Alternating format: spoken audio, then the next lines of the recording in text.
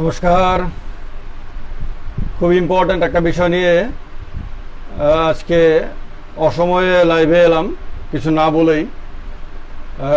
বিষয়টি সবাই জানেন যে আইপিএফটির বিধায়ক বৃষকেতু দেববর্মা কালকে হঠাৎ করে তার বিধায়ক পদ থেকে পদত্যাগ করেছেন।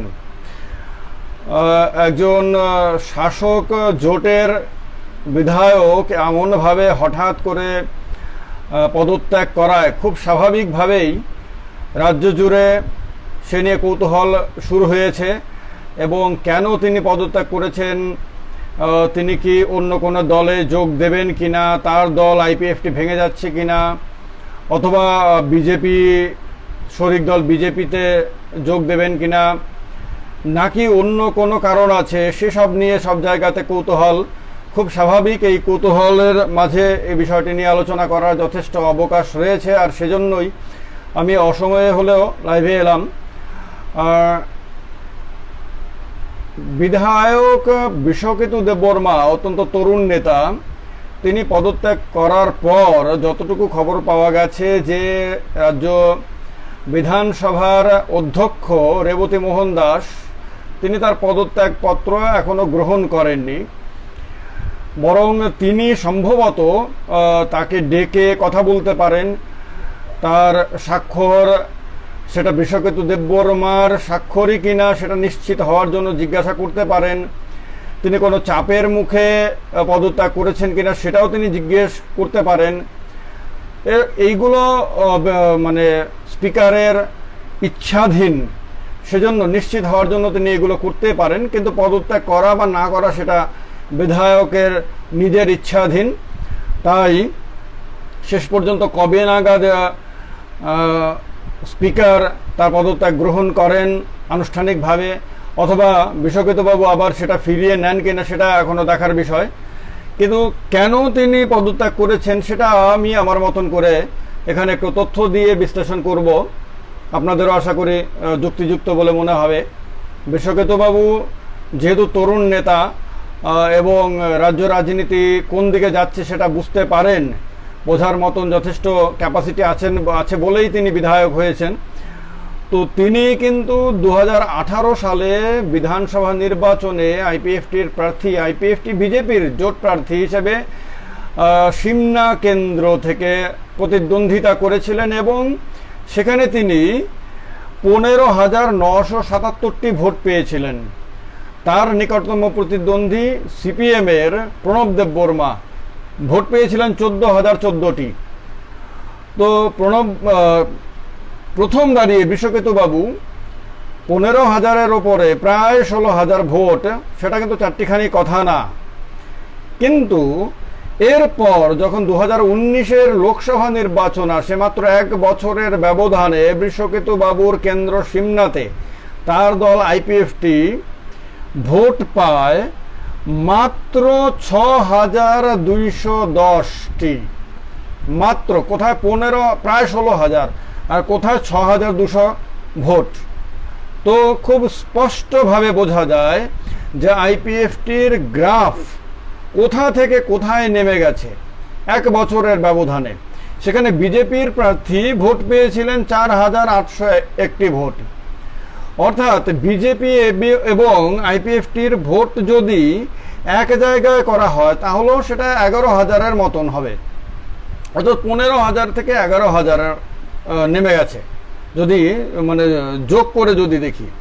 যদিও সিপিআইএমের ভোটও 4,787টি হয় 19-এর লোকসভা নির্বাচনে, সেখানে সিপিআইএম যেখানে 14,014টি ভোট পেয়েছিল সেখান থেকে তার 4,787টি ভোট। উল্টো দিকে যদি দেখি আমরা, কংগ্রেসের প্রার্থী ভোট পেয়েছিলেন 10,664টি, অর্থাৎ 10,500-এর বেশি ভোট পেয়েছিল কংগ্রেস। তার মানে কংগ্রেসের ভোটটাকে যদি আমরা তিপ্রামথার ভোটে যদি আমরা পরিবর্তিত করে দিই, কেননা কংগ্রেসে তখন প্রেসিডেন্ট ছিলেন বর্তমানে যিনি তিপ্রামথার চেয়ারম্যান তিনি। তো আমরা যদি ধরে নিই যে পাহাড়ে যেহেতু প্রদ্যোতবাবুর পক্ষে ভোটের একটা সুইং দেখা যাচ্ছে, সেহেতু কংগ্রেসের ভোটটা টার্ন হয়ে গেছে আপনার তিপ্রামথাতে, তাহলে কিন্তু এটা একটা অশনি সংকেত বৃষকেতু বাবুর জন্য বা আইপিএফটির যারা নেতারা তাদের জন্য। এবং সিমনা তমাকারী কেন্দ্র, যদিও বিধানসভা কেন্দ্র এবং এডিসির কেন্দ্রের মধ্যে পার্থক্য আছে, কিন্তু তবুও সিমনা বিধানসভা কেন্দ্রের একটা অংশ সিমনা তমাকারী মানে এডিসি কেন্দ্রের মধ্যে পড়ে। সেখানে কিন্তু মানে সদ্য সমাপ্ত যে এডিসি নির্বাচন হয়, সেই নির্বাচনে তিপ্রামথার প্রার্থী ৭,৪৮৪টি ভোটের ব্যবধানে বিজয়ী হয়।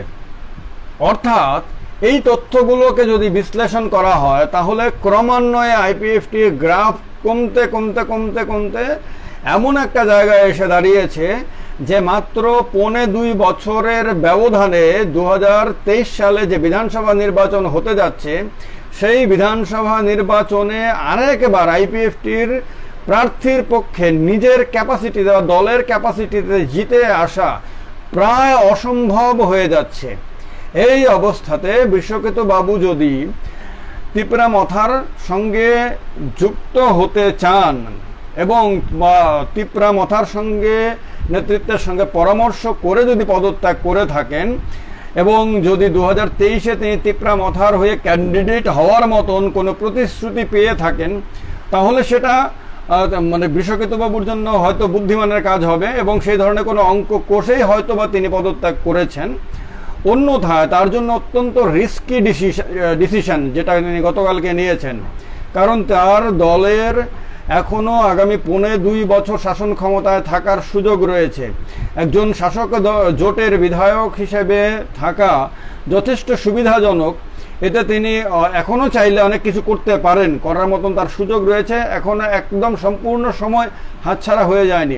সেই রকম একটা অবস্থাতে পদত্যাগ করা, তার মানে ধরে নেওয়া যেতে পারে যে কোনো একটা অঙ্ক কষেই তিনি করেছেন, কারণ তার পদত্যাগ গৃহীত হয়ে গেলে সেটা নির্বাচন কমিশনের কাছে বিধানসভার স্পিকার পাঠিয়ে দেবেন যে এই পদটি শূন্য হয়েছে। সুতরাং তারপরে ৬ মাসের মধ্যে নির্বাচন কমিশনকে সেখানে উপনির্বাচন করতে হবে, উপনির্বাচন করে নতুন বিধায়ক নির্বাচন করে আবার বিধানসভায় পাঠাতে হবে।